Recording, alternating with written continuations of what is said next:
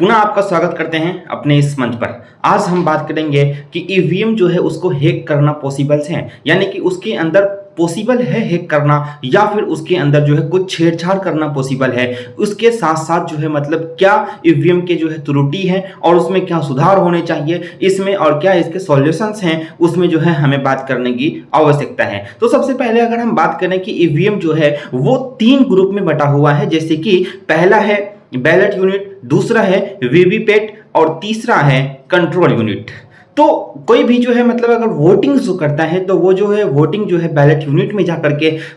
जो है थंब जो है प्रेस करके जो है वोट करने का कार्य करते हैं। वो जो है कमांड लेकर के जाता है वीवीपैट के पास और वीवीपैट जो है वो कहीं ना कहीं वेरीफाइड करता है, जो है वो दिखाता है कि आपका जो वोट है वो मतलब एक स्लिप के रूप में जो है वो दिखाता है, मतलब सिंबल और जो है पार्टीज के नेम और फिर जो है पार्टी का जो है मतलब सीरियल नंबर, ये जो है दिखा करके वो जो है कंफर्म करता है कि वोट जो है आप जिस पार्टी को दिए हैं उस पार्टी को गया है। लेकिन इसके बाद जो है जो मतलब काउंट होता है, जैसे कि बैलेट यूनिट से जो है वोट जाता है वीवीपैट के पास और फिर जो है वीवीपैट से जो है वोट जो है मतलब काउंट होता है कंट्रोल यूनिट के पास। और इसी सीयू का जो मतलब जो कंट्रोल यूनिट है इसका जो है मतलब एक तरह से यूज किया जाता है जब वोटिंग जो है मतलब जब होने लगती है, जब गिनती शुरू होता है, जब जो है गिनती की जाती है तो फिर जो है इसमें जो है कंट्रोल यूनिट का जो है यूज किया जाता है। तो ये एक एवज है। तो मैं आपको सबसे पहले ये बता दूं कि ये जो मतलब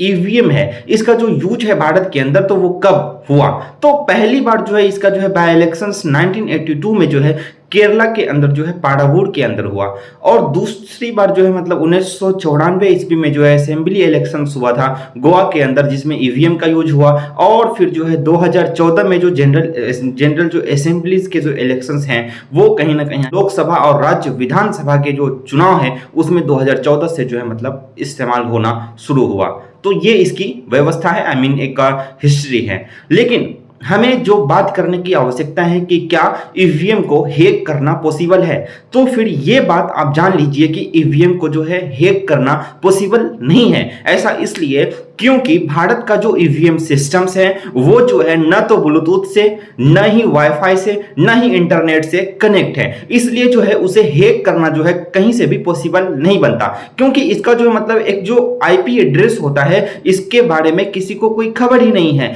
क्योंकि ये ना तो ब्लूटूथ से कनेक्ट है, ना वाईफाई से, ना ही इंटरनेट से। तो इसकी वजह से जो है इसका जो है हैक करने का जो परसेंटेज है वो न के बराबर है। लेकिन इसके अंदर छेड़छाड़ किया जा सकता है।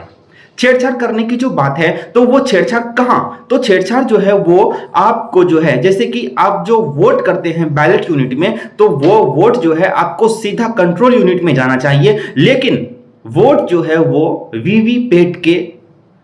बाद जो है कंट्रोल यूनिट में जाता है। तो ये जो है वीवीपैट और कंट्रोल यूनिट के बीच का ही खेला सबसे बड़ा जो है मुद्दा बना हुआ है। यानी कि एक एवज ये है कि आप अगर वोट करें तो वो वोट जो है डायरेक्ट जो है वीवीपैट में जाती है और फिर वीवीपैट जो है कमांड देकर के कंट्रोल यूनिट को बताता है कि इस पार्टी को वोट गया है, इस कैंडिडेट को वोट गया है या इस सिंबल पर जो है वोट गया है। तो कंट्रोल यूनिट जो है इसको मतलब क्या करती है, डाटा को एक तरह से रिकॉर्ड करती है। लेकिन यहां पर एवज बनता है जैसे कि कंट्रोल यूनिट जो है वो जिस तरह से कनेक्टेड होते हैं उसमें जो व्यवस्थाएं बनती है ये तो एक तरह से इलेक्ट्रॉनिक डिवाइस ही होते हैं, तो ये जो है सॉफ्टवेयर से कनेक्ट होते हैं। तो इसमें जो है मतलब डाटा के अंदर जो है मतलब एक सीक्वेंस में कुछ वोट के बाद इस पार्टी को ही वोट जाए, ऐसा व्यवस्था जो है कंट्रोल यूनिट के साथ जो है किया जा सकता है। तो ये एक एवज है। इसी वजह से दावा किया जाता है कि वोट को जो है मतलब कहीं ना कहीं हेरा फेरी किया जा रहा है। तो एक एवज ये है कि कंट्रोल यूनिट और वीवीपैट और जो है उससे पहले बैलेट यूनिट, इन तीनों का जो कॉम्बिनेशन है उसमें गलती ये है कि जैसे हम जो वोट करेंगे अगर बैलेट यूनिट से वोट जो है कंट्रोल यूनिट में जाए और फिर जो है वेरिफिकेशन के लिए जो है वीवीपैट जो है हमें कंफर्म करे कि वोट जो है इसी पार्टी को गया है, तो फिर जो है हमारे अंदर यानी कि जो व्यवस्थाएं हैं उसमें यह देखने को मिलेगी कि वोट जो है जिसको गया उसको चला गया, और ये कंफर्मेशन ये भी हो जाएगा कि कमांड अगर कंट्रोल यूनिट वीवीपैट को देगा तो फिर इसमें जो है खामियां जो है वो बहुत कम ना के बराबर मतलब कि बिल्कुल ही समाप्त हो जाएगी। पहली व्यवस्था ये है इसका सॉल्यूशंस। दूसरी जो बात है वो है मतलब जैसे कि सीरियल जो केबल होता है, यानी कि बैलेट यूनिट और जो कंट्रोल यूनिट है वो किसी का भी किसी के साथ लग सकता है। तो इसमें एक सॉल्यूशन ये होना चाहिए कि यानी कि कहा यह गया कि जब बैलेट यूनिट और कंट्रोल यूनिट किसी का भी किसी के साथ अटैच हो सकता है तो फिर जो है यहां पर क्या हो सकता है कि एक एवज में मतलब सिस्टम्स जो है मतलब एक तरह से हैक हो सकती है। मतलब जो है इस वजह से जो है क्या क्या कहा गया कि ये जो बैलेट यूनिट है और कंट्रोल यूनिट है इन दोनों का जो कनेक्शंस है वो एक दूसरे से मतलब किसी से भी जो है कोई भी बैलेट यूनिट किसी भी कंट्रोल यूनिट से और कोई भी कंट्रोल यूनिट किसी भी बैलेट यूनिट से जो है मतलब कनेक्ट हो सकता है। तो इसमें जो है कहा गया कि एक सीरियल नंबर दिया जाए और सीरियल नंबर भी जो है देने के साथ साथ एक चीज और किया जाए। ऐसा इसलिए क्योंकि जो इंटरनल जो मतलब उसका जो मतलब एक इलेक्ट्रॉनिक आईडी होती है वो जनरेट जो आप करते हैं तो वो जो जनरेटेड जो आईडीज होते हैं वो भी कंप्यूटर बेस्ड होता है तो उसे भी हैक करना पॉसिबल्स होते हैं। तो इसमें जो है उन्होंने कहा कि date and time as seconds के साथ जो है मतलब जो है बैलेट यूनिट के अंदर जो व्यवस्थाएं हैं वो देखने को मिलनी चाहिए। इन दोनों के बीच में जो है मतलब जो सीरियल्स नंबर उसके बाद डेट एंड टाइम वो जो है देखने को मिले और जो ये चीज जो है रिकॉर्ड में आए। तो इससे क्या होगा कि मतलब ये जो बैलेट यूनिट है इसी कंट्रोल यूनिट का है, ये चीज जो है देखने में कोई कमी नहीं होगी, मतलब कोई खामियां जो है देखने को नहीं मिलेगा। तो दूसरा सॉल्यूशन ये है। और तीसरा जो है वो है जियो टैगिंग। आई मीन जैसे कि कोई भी लोकेशंस होता है तो वो चीज जो है मतलब जैसे कि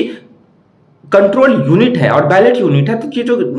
वोटिंग का जो मशीन्स हैं वो जो लेकर के एक जगह से दूसरे जगह फिर जो है बूथ का जो है मतलब काउंटिंग करने के लिए जो उसे एक जगह जमा किया जाता है तो बूथ यहां से मतलब बूथ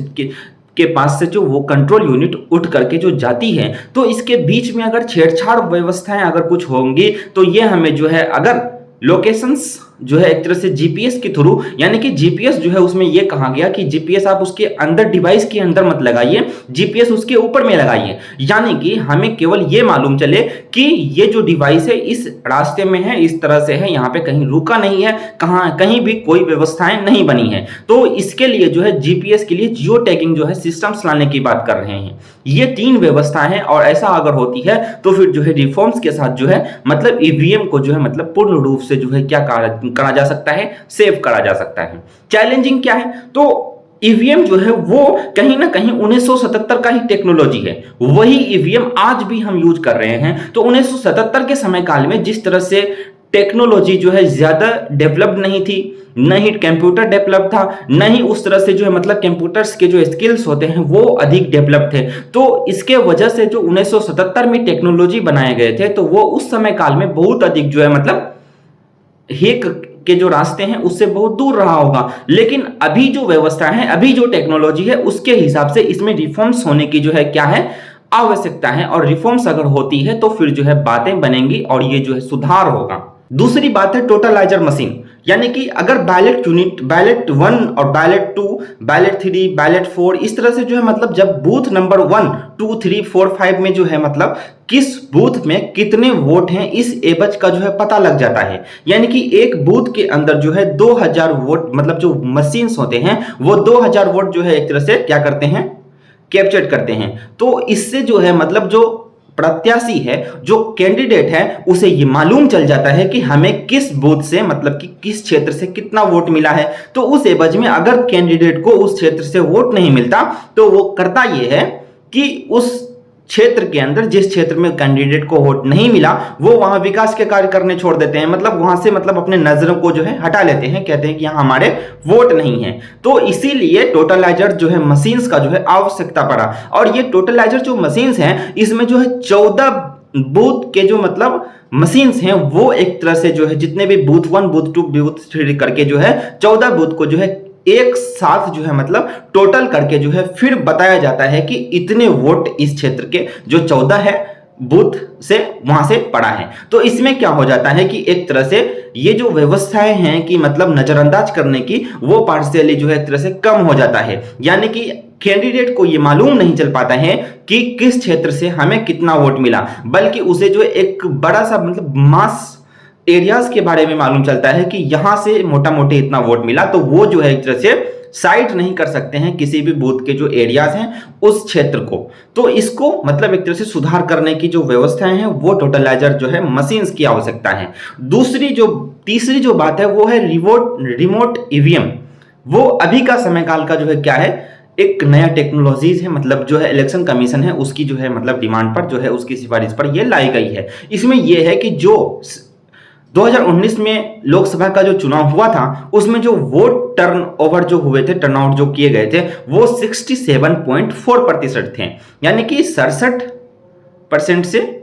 थोड़ा ज्यादा। तो ये एवज जो बना, यानी कि वोट के जो परसेंटेज है उसको बढ़ाने के लिए, और जो भी लोग कहीं से कहीं रह रहे हैं लेकिन उसका जो मतलब लोकसभा क्षेत्र है वहां नहीं जा सकते हैं तो वो भी वोट करे, ऐसा करने के लिए जो है ये जो रिमोट है ईवीएम इसको लाया गया। ये एक तरह से जो है डिजिटल वोट होता है जिसमें उसके क्षेत्र के जो कैंडिडेट हैं उसको अपडेट किया जाता है और जो है उसे वोट देने का अवसर कहीं दूसरे जो है बूथ से भी दिया जाता है, दूसरे भी जो है मतलब लोकसभा क्षेत्र से दिया जाता है। तो ये माइग्रेंट जो पीपल है, यानी कि जो गांव से शहर में दूसरे जगह जो है काम कर रहे हैं, अपनी जीविकोपार्जन को चलाने के लिए जो है कार्य कर रहे हैं, तो उसके लिए ये चीज जो है लाई गई है।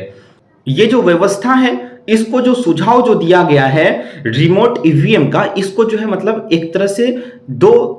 एक्ट है आरपीए का 1950 और 1951 का, इसमें जो है चेंज करके जो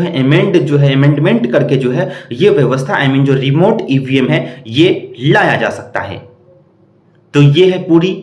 कहानी ईवीएम को हैक करने की जो व्यवस्थाएं आपको मतलब एक तरह से फ्रॉडगिरी में बताया गया उसका सच, यानी कि ईवीएम को हैक करना पॉसिबल नहीं है लेकिन उसके अंदर टेम्परिंग जो है छेड़छाड़ करना पॉसिबल है, और उस छेड़छाड़ को जो है मतलब उसके जो सॉल्यूशंस हैं अगर उस चीज पे माना जाए तो फिर वो भी जो है एक तरह से टेम्परिंग भी जो है पॉसिबल नहीं है। तो ये गवर्नमेंट की जिम्मेदारी है, जो इलेक्शन कमिश्नर है, इलेक्शन कमीशन ऑफ इंडिया की जो व्यवस्थाएं हैं उसके जो चीफ इलेक्शन कमिश्नर है और जो उसके रिफॉर्मर्स जो मतलब उसकी कमेटी मेंबर्स हैं उसकी आवश्यकता है इन सभी चीजों से सुलझने की, इन सभी चीजों में जो है अपना रिफॉर्म्स करने की। धन्यवाद।